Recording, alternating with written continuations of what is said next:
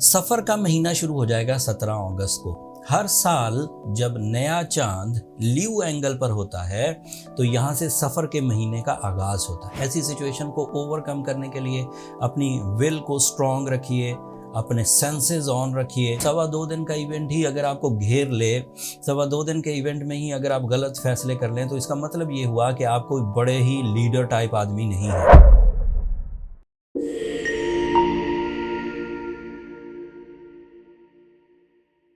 अस्सलाम वालेकुम मेरीज, मैं हारिस अज़मी प्रोफेशनल एस्ट्रोलॉजर आपकी खिदमत में हाजिर हूँ इस हफ्ते की एस्ट्रोलॉजिकल रिसर्चेस के साथ।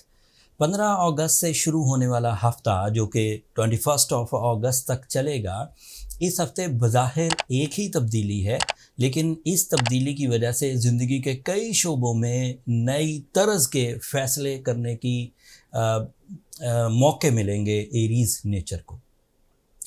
17 अगस्त को नया चांद होगा और वो लीव एंगल पर होगा। इसके पीछे एक तफसील है, थोड़ी सी बयान करता हूँ। थोड़े से टाइम में बहुत सारी चीज़ें मुझे आज बयान करनी है। सफ़र का महीना शुरू हो जाएगा 17 अगस्त को। हर साल जब नया चांद लीव एंगल पर होता है तो यहाँ से सफ़र के महीने का आगाज़ होता है। बज़ाहिर मजहबी नौइयत की तमाम तर चीज़ें बाबरकत हैं, पॉजिटिव हैं, फेवरेबल हैं। कोई ऐसी रुझान नहीं है जिसके बारे में लोगों ने नज़रियात पैदा किए हुए हैं कि सफ़र का महीना कोई मनहूस महीना है। बट एस्ट्रोलॉजिकली एक छोटी सी इस्तिलाह है जिसका इम्पैक्ट ज़्यादा से ज़्यादा 15 से 20% है, इससे ज़्यादा नहीं होगा। चाँद जब लीव एंगल पर आता है हर साल, नया चांद जब लीव एंगल पर होगा तो सफ़र का महीना शुरू हो जाता है। नया चांद जब कैंसर एंगल पर होता है तो मुहर्रम का महीना होता है। ये इसी तरह तरतीब चलती है 12 महीनों की। बाई एस्ट्रोलॉजिकल रूल्स चांद का लीव एंगल पर होना इरिटेटेड डिसीजंस की तरफ लेकर जाता है। एंड ज़्यादा प्रैक्टिकल लोग जिन्हें अपनी बिज़नेस के डिसीजंस लेने होते हैं, जिन्हें अपने फैमिली के डिसीजंस लेने होते हैं, वो थोड़ा सा रूटीन से या नेचर से हटकर थोड़ा अजीब अजीब डिसीजंस लेते हैं, जल्दबाजी के, गुस्से के, लॉसेस के। अब जब वो लॉस या गुस्सा नॉट ओनली कि वो आपकी किसी एक साइड ऑफ लाइफ को डिस्टर्ब करता है, बल्कि वो आपकी रेपुटेशन को भी सम टाइम ख़राब कर देता है। ऐसा सभी के साथ नहीं होता, बट जिसके साथ होता है, किसी एक आदमी के साथ, वो 10 लोगों में बात फैला देता है। और उसी की वजह से ये मशहूरी हो गई हुई है कि सफ़र का महीना मर्दों के लिए कोई ट्रबल मेकर है, कोई मनहूस महीना है। एंड इसी तरह दीगर जिन के साथ कोई ट्रबल सफ़र के महीने में आती है, अमूमी तौर पर एस्ट्रोलॉजिकल इम्पैक्ट की वजह से वो ये फ़ील करते हैं कि सफ़र का महीना मजहबी तौर पर बुरा है। एक बात तो ये याद रखिए कि ये जो एस्ट्रोलॉजिकल कैलकुलेशन है, इसकी वजह से सफ़र का महीना नहीं आता, बट ये कुदरती तौर पर बात मिक्सअप हो गई है कि सफ़र का महीना अपनी तरतीब से आता है। एंड कुदरती बात है कि उन्हीं दिनों चांद लीव एंगल पर होता है। हर साल ऐसा होता है और जब तक ज़िंदगी है ऐसा ही होता रहेगा। इससे कुछ छोटी छोटी कॉम्प्लिकेशंस आती हैं जिसको हम लोग इमोशनल डिस्टर्बेंसेस कह सकते हैं। एंड वो इमोशनल डिस्टर्बेंसेस कभी कभी लाइफ में थोड़ी नाकामी, थोड़ी नफ़रत या थोड़ी कमज़ोरी पैदा करती है, तो उससे लोग ऐसा फ़ील करते हैं। जबकि हकीकत में सफ़र का महीना अल्लाह ताला की ही महीनों की तरतीब के एतबार से है और उसमें कोई कबाहत नहीं।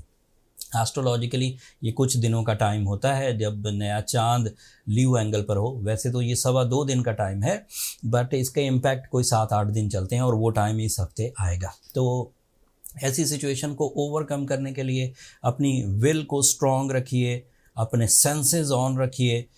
2.25 दिन का इवेंट ही अगर आपको घेर ले, 2.25 दिन के इवेंट में ही अगर आप गलत फैसले कर लें तो इसका मतलब ये हुआ कि आप कोई बड़े ही लीडर टाइप आदमी नहीं हैं। ज़रा सी परेशानी आई और आप उलझ के रह गए तो इसका मतलब ये है कि हवाएं जिधर को चलती हैं आपको उधर को खींच लेती हैं। तो इसलिए अपने अंदर ज़रा स्ट्रेंथ पैदा करिए और इस इवेंट को इग्नोर या रिकवर करने की कोशिश करिए। ये नया इवेंट था। अब आपका रूलिंग प्लैनेट मार्स, ये उसका पॉजिटिव बिहेवियर है एंड मैं इन एडवांस एरीज़ को ये बात बोलता हूँ कि अपने जो बड़े मिशंस हैं, जिन मिशंस में आपकी ज़्यादा दिलचस्पियाँ हैं, चाहे वो किसी भी तरह का मिशन हो, आपकी पर्सनालिटी डेवलपमेंट हो, फाइनेंशियल स्टेबिलिटी हो, फैमिली वेलफेयर हो, फिज़िकल हेल्थ हो, या किसी चीज़ का आगाज़ करना हो, वो अब कुछ दिनों में कर लीजिए। 23 तारीख के बाद जो अगले हफ्ते मैं प्रिडिक्शंस करने वाला हूँ, उसमें ज़्यादातर प्लैनेट्स अब रेट्रोग्रेशंस की तरफ जाने लग जाएंगे। मरकरी रेट्रोग्रेड हो जाएगा, वीनस ऑलरेडी रेट्रोग्रेड है, सैटर्न ऑलरेडी रेट्रोग्रेड है, यूरेनस ऑलरेडी रेट्रोग्रेड है। मैं कोशिश करूँगा जितने भी प्लैनेट्स इस वक्त रेट्रोग्रेड होने वाले हैं अगले हफ्ते से, उनकी एक तफसीली वीडियो बनाऊं ताकि आपको टाइम बिहेवियर का असल में अंदाज़ा हो जाए। ये टेक्निकल खबरें थी जो सब बयान कर दी। अब बयान करता हूं कि इस हफ्ते आप अपनी किन सलाहियतों को बुरुए कार लाते हुए ज़्यादातर कामयाबियां हासिल कर सकते हैं। This is my professional statement कि आपकी नेचुरल एबिलिटीज़ इस वक्त भरपूर तौर पर आपका साथ दे रही है। तमाम वो काम जो आप अपनी ज़ाती सलाहियतों से कर सकते हैं उनको कर गुजरिए, कोई प्रॉब्लम नहीं आएगी।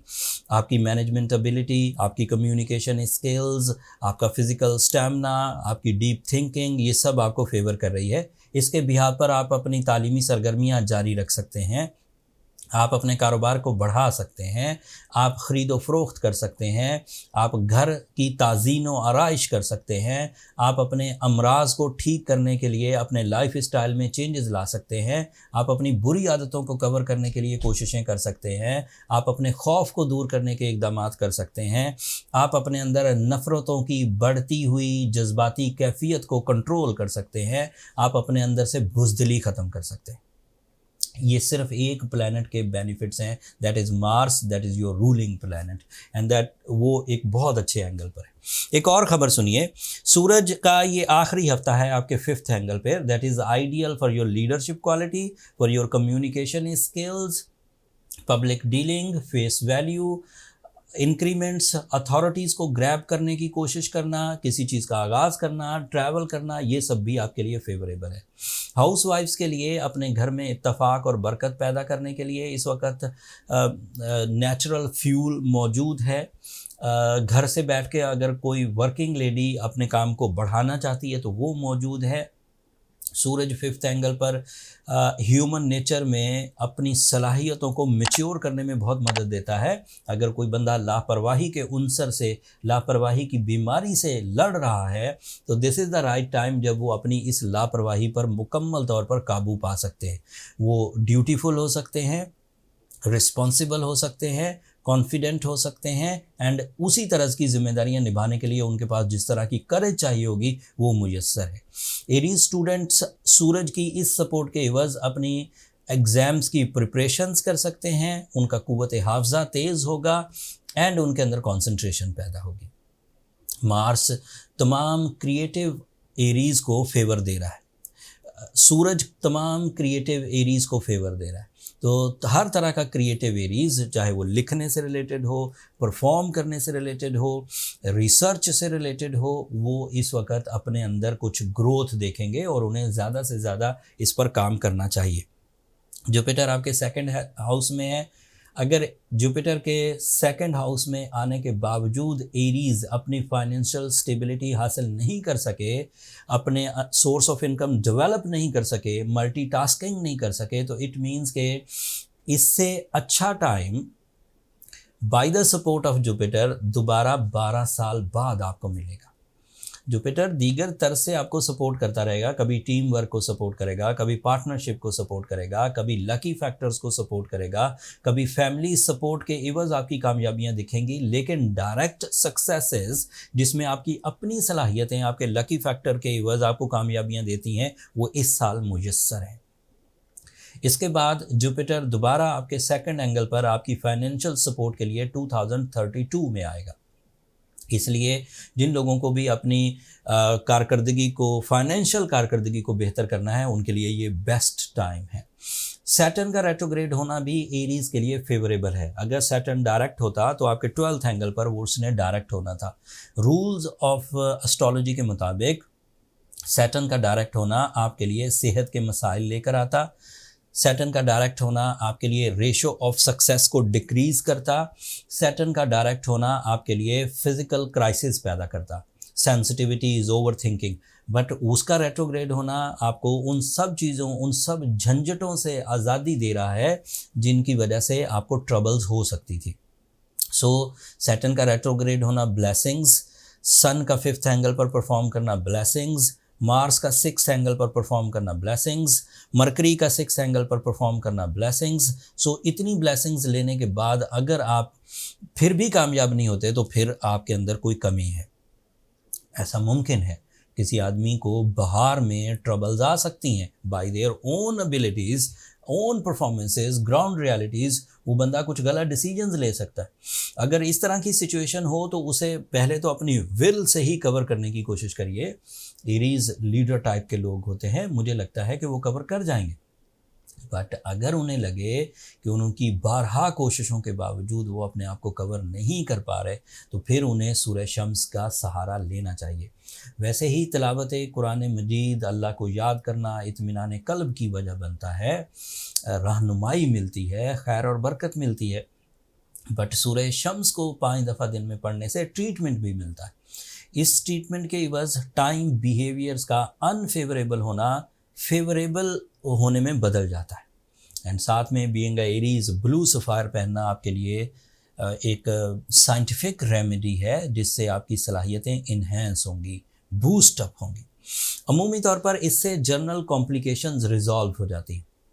अगर इसके बावजूद एरीज़ अपने अंदर कंप्लेंट्स देखें तो फिर अपनी पर्सनल कैलकुलेशंस की तरफ जाएं, चाहे वो स्टूडेंट्स हों, चाहे वो बिजनेसमैन हों, चाहे वो हाउस वाइफ्स हों, या अदरवाइज़ किसी एजेंडा पर काम कर रहे, सिकनेस का शिकार हैं, फेवरेबल टाइम के बावजूद वो तरक्की नहीं कर पा रहे, तो फिर उन्हें जज करना चाहिए कि where is the problem. And उसका जो राइट मेथड ऑफ डायग्नोसिस है एस्ट्रोलॉजर्स के पास, तमाम एस्ट्रोलॉजर्स के पास, वो बर्थ चार्ट कैलकुलेशंस हैं। बर्थ चार्ट कैलकुलेशंस ऐसी कैलकुलेशंस हैं जिनको बेसिक डायग्नोसिस कहा जा सकता है। ये डायग्नोसिस आपकी वर्थ को चेक करने के लिए, आपकी नेचुरल स्किल्स की जो पॉजिटिविटीज़ हैं उन्हें चेक करने के लिए, आपका जो सेंसिटिव एरियाज़ हैं उन्हें चेक करने के लिए बहुत मुफीद होती है।